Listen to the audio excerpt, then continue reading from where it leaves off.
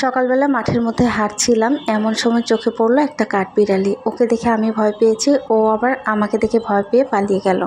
আজকে বলবো কিছু গুরুত্বপূর্ণ কথা। আমার পেজে মোটামুটি 1-1.5 মাস থেকে কিছু নতুন আমার পরিচিত মানুষ জয়েন করেছে। যখন আমার পেজটা একদম নতুন ওপেন করি তখন কিন্তু আমি কাউকেই বলি নাই follow to follow, back to back, আমার বাড়ি ঘুরে যাবেন, আপনার বাড়ি আমি ঘুরে আসবো, সাপোর্ট দিলে সাপোর্ট পাবেন।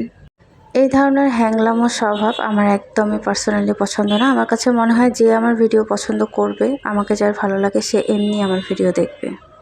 আপনারা লক্ষ্য করে দেখবেন আমার ফলোয়ার সংখ্যা কিন্তু অনেক কম। আমার পরেও যারা পেজ ওপেন করেছে তারা অনেক ফলোয়ার গেইন করেছে। তাদেরকে দেখে আমার কখনোই মনে হয় না তারা এত দ্রুত কিভাবে ফলোয়ার গেইন করলো, আমি কেন পারছি না, আমারও একটু চেষ্টা করা উচিত। আমার সবসময় মনে হয় আমার ভিডিও যদি কারো ভালো লাগে, কারো পছন্দ হয়, সে এমনি আমাকে ফলো করে যাবে। আমি কারো থেকে চেয়ে ফলোয়ার নিব না।